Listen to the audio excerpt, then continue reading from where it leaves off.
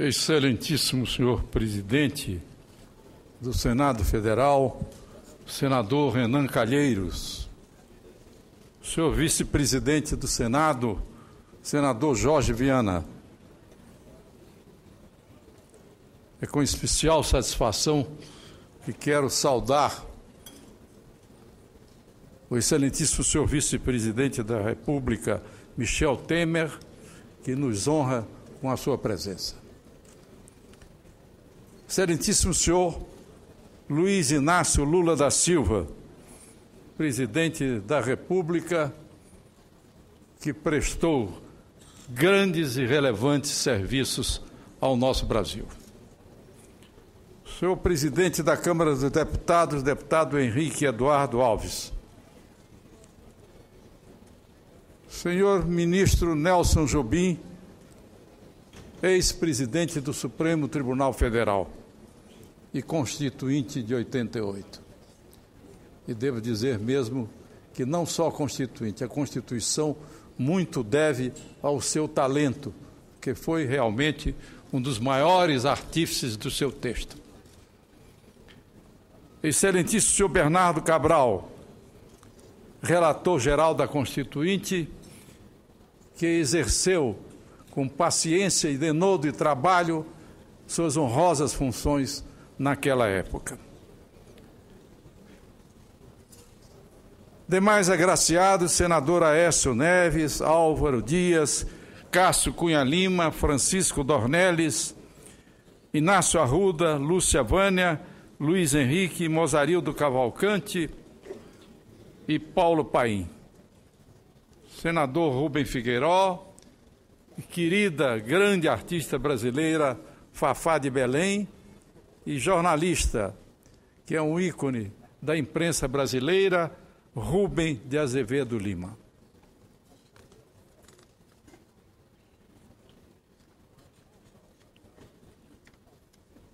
Quero saudar também as demais autoridades que aqui se encontram, honrando esta sessão, senador Vital do Rego, excelentíssima senhora Marta Suplicy, grande ministra da Cultura, ministra de Estado-chefe das Relações Institucionais, senhora Ideli Salvati, senhor ministro do Superior Tribunal de Justiça, que representa neste ato o tribunal, Napoleão Nunes Maia Filho, senhor governador do estado do Amazonas, senhor Omar Aziz, senhor prefeito de Manaus, senador Arthur Vigílio, excelentíssimo senhor Duarte Nogueira, representando o governador do estado de São Paulo, Geraldo Alckmin, subchefe do Estado-Maior da Armada, senhor vice-almirante Glauco Castilho Dall'Antonia, senhor comandante das Operações Terrestres, general de divisão William José Soares, senhor comandante-geral do pessoal da Aeronáutica, tenente brigadeiro do ar Luiz Carlos Terciotti, excelentíssimos senhores parlamentares à época da Assembleia Nacional Constituinte, João Agripino Benito Gama, chefe do Escritório de Representação do Estado da Bahia, senhora Sônia Maria Dunches de Abranches Carneiro, que representa o senador Jacques Wagner, senhor presidente nacional do Partido dos Trabalhadores, excelentíssimo senhor Rui Falcão, senhor diretor do Instituto Lula, Luiz Dulce, vice-presidente da Ordem dos Advogados do Brasil, senhor Cláudio Lamáquia, senhoras e senhores, excelentíssimos embaixadores e membros do corpo diplomático, familiares dos agraciados, minhas senhoras e meus senhores. Cabe-me, em primeiro lugar, agradecer ao Senado Federal, na pessoa do senhor presidente Renan Calheiros, a escolha do meu nome para receber esta homenagem, que certamente para cada um de nós que estamos neste momento sendo agraciados, representa um marco importante na história da Constituição de 88. Ao olhar neste momento o vídeo que aqui passou, a minha memória recorda o dia 5 de outubro de 1988. E se os presentes tiveram oportunidade de ver um detalhe, as minhas mãos tremiam ao jurar a Constituição da República. Eu sabia a carga histórica que nós estávamos vivendo naquele momento. Terminávamos uma longa caminhada da idealização da luta pela Constituinte, da realização da Constituinte e da promulgação da Constituição. Hoje comemoramos 25 anos da sua existência. Recordo-me da noite em que nós estávamos juntos redigindo o documento da Aliança Democrática que possibilitou a abertura sem traumas neste país. Tancredo Neves, essa figura extraordinária que jamais o Brasil poderá esquecer. Afonso Arinos teve uma frase que define perfeitamente a presença de Tancredo na história do Brasil. Ele diz: muitos deram a vida pelo país, Tancredo deu a sua morte. Ulisses Guimarães, aquele grande guerreiro que vinha das suas caminhadas históricas no comando da luta em favor da redemocratização do Brasil. Ulisses tinha no nome de Ulisses, do herói homérico, certamente aquele verso do poeta da Pleiade, que era Du Bellay, onde ele dizia: Heureux qui comme Ulisses ont fait un beau voyage. Felizes aqueles que, como Ulisses, fizeram uma boa viagem. Ele queria dizer àqueles que saíram, enfrentaram tempestades e chegaram ao fim da sua viagem para rever a sua Penélope. Ulisses não gostava que fosse chamado politicamente pela sua representação do herói homérico. Tanto assim que na sua biografia ele preferiu, de Luiz Gutenberg, preferiu usar o nome de Moisés, aquele que tinha conduzido o povo de Deus à terra prometida. Estava nesta reunião Aureliano Chaves, Celso Furtado, Marco Maciel, Mauro Santayana ajudando na redação do documento, Jorge Bornhausen, Franco Montoro, Guilherme Palmeira e eu também. E ali nós assumíamos o compromisso da convocação da Constituinte. Com a tragédia da morte de Tancredo, coube-me assumir a presidência da República. E se assumir a presidência em caráter interino em março, em junho, eu convocava constituindo, cumprindo o compromisso da Aliança Democrática. Talvez a mais rápida convocação de uma constituinte para a restauração de um regime constitucional.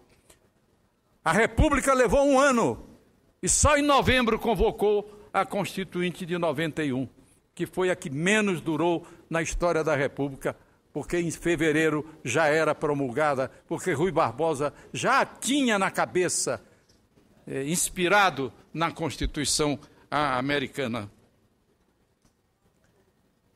A nossa Constituinte foi a mais longa de 88 da história do Brasil. E por isso, Ulisses dizia com muito orgulho que por aqui, pelo Congresso, passaram cerca de 10 milhões de pessoas.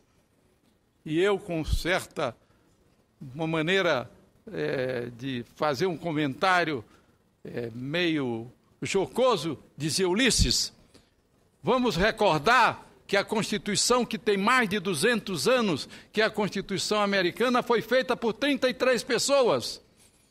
E se nós temos 10 milhões, nós vamos ter, sem dúvida, uma Constituição que nos dará apreensões ou pode nos dar grandes alegrias. A Constituição de qualquer país é um pacto. Está aqui um grande jurista, Nelson Jobim, que faz a nação para colocar num texto escrito os seus direitos e os seus deveres. Não era por outro fato que Lincoln dizia: a Constituição, ela é que assegura as nossas liberdades. E Washington, que foi o primeiro homem a iniciar o culto da Constituição americana. O povo americano tem uma verdadeira idolatria pela sua Constituição. E quem iniciou foi Washington, que dizia: eu jamais abandonarei a Constituição. E aqui no Brasil, ninguém sabe, se lembra, ou nem pode se lembrar, nem cita isto. Depois da renúncia do imperador Dom Pedro I, que saiu muito impopular, o chamado 7 de abril de 1831, em 38 ele já era um nome que começava o povo a ter uma certa respeito pela sua grande participação na independência do Brasil. E houve um movimento popular no Rio de Janeiro para se fazer uma arrecadação, para fazer uma estátua de Dom Pedro I, e junto com ele José Bonifácio. Pois bem, caiu mais ou menos no esquecimento. Em 1858, Adoc Lobo era presidente da Câmara dos Deputados. E ele votou uma lei, e nessa lei ele estabelecia que se fizesse uma subscrição pública para erigir uma estátua a Dom Pedro I. Pois bem, essa estátua foi encomendada ao escultor francês Louis Closet. E ele levou uma concepção da estátua, que era aquela famosa estátua clássica que tem em todos os lugares, equestre, e com Dom Pedro com a espada na mão, gritando independência ou morte. O imperador Dom Pedro II disse: não, eu não quero essa espada, eu quero uma estátua que ele tenha na mão a Constituição de 1824, que ele outorgou, assegurando um governo constitucional para o Brasil. E essa estátua está na praça, hoje Tiradentes. Antigamente era o Largo do Rocio, no Rio de Janeiro. No dia da inauguração foi uma chuva imensa. E Teófilo Otoni, ainda com espírito nativista de 31, ele disse: não, quem merece uma estátua é Tiradentes. E nós, naquele jeitinho brasileiro, colocamos o nome da praça, Praça Tiradentes, e a estátua de Dom Pedro I com a Constituição na mão. Pois bem, hoje, eu sabia naquele momento que convocava a Constituinte o que representava uma Constituinte. Tinha os exemplos históricos na minha cabeça. Do fechamento da Constituição de 23, quando foi dissolvida. E da necessidade do ato adicional para que ela fosse viabilizada. A de 81, a de 91 da República, logo em seguida nós tínhamos a revolta da Armada. Em seguida, a renúncia de Deodoro. E Floriano para manter e implantar a República foi o Marechal de Ferro. E aí, essa Constituição também não assegurou uma tranquilidade para o país. Tivemos vários pronunciamentos militares, tivemos várias crises políticas e institucionais durante aquele período. E ela se arrasta quase que chegando exângue para, em 1930, termos a Revolução. E Getúlio, que vinha do Rio Grande do Sul, com a memória do Borges de Medeiros e do Castilho, de governar por mais de 20 anos, não quis Constituição, não quis de nenhuma maneira, e foi preciso que o povo de São Paulo saísse nas ruas na Revolução Constitucionalista de 32 para obrigar o ditador Vargas a convocar a Constituição, que foi a Constituição de 34.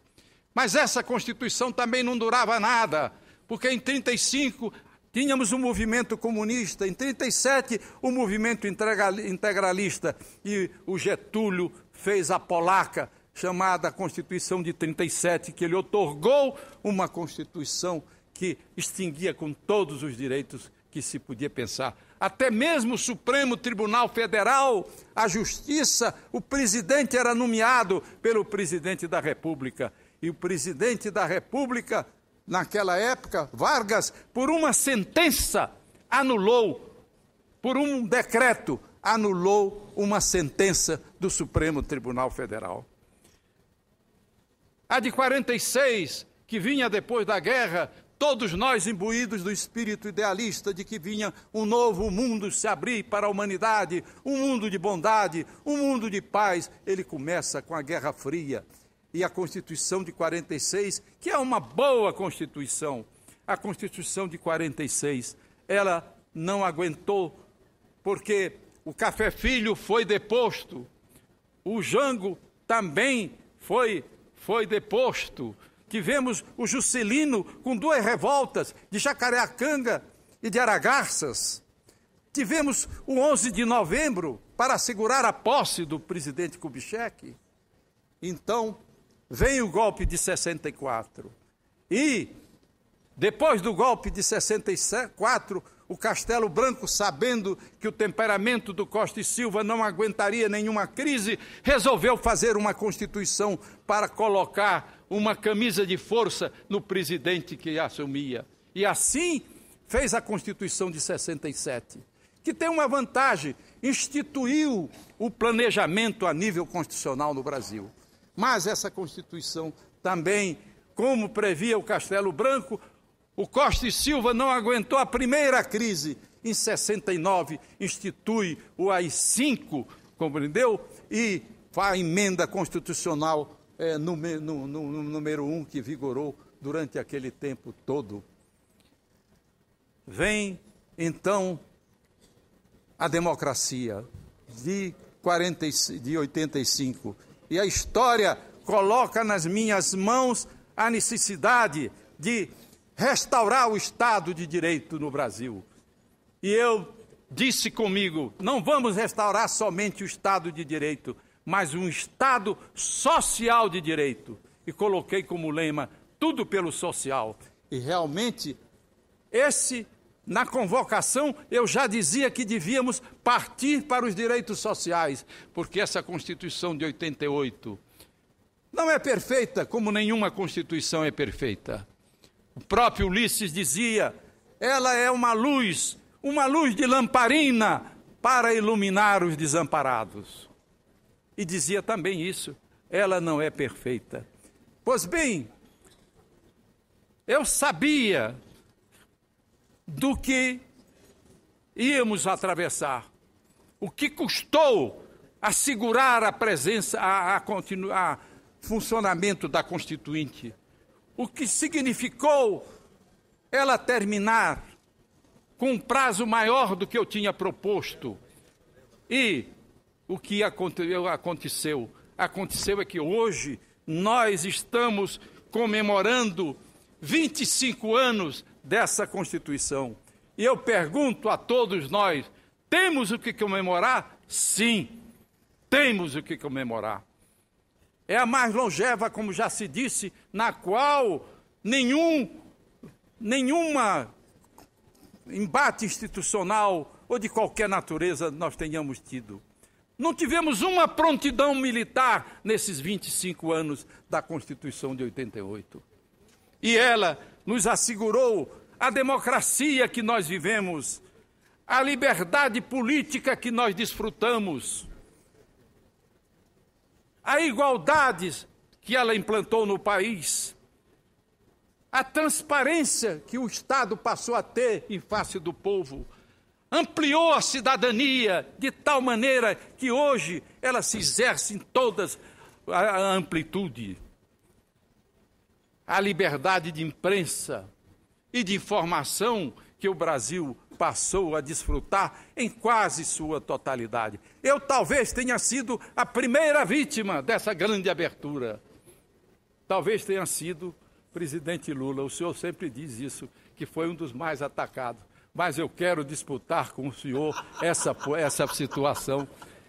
E entre nós o Arthur Bernardes, que para governar, tão atacado e tanto que ele governou, mas em estado de sítio durante todo o tempo que foi presidente da República.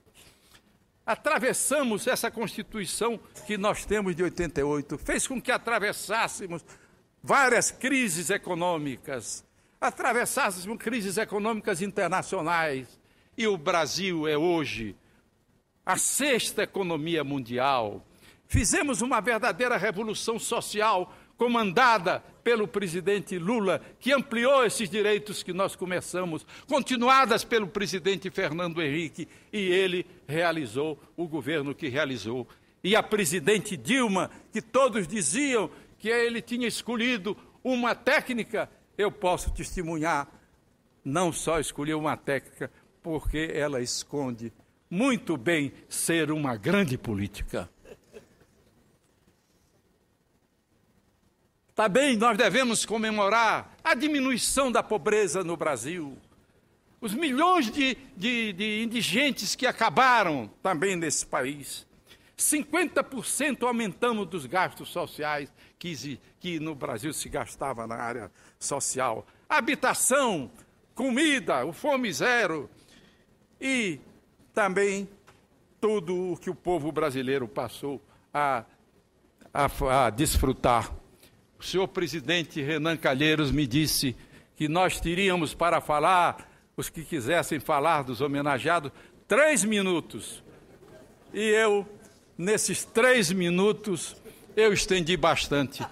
Porque o padre Vieira dizia, eu não tive tempo de ser tão breve. Sendo assim, eu quero terminar as minhas palavras agradecendo ao presidente Renan a medalha que me outorgou em nome do Senado e desejando à Constituição de 88 vida longa e paz, prosperidade e desenvolvimento para o Brasil. Muito obrigado.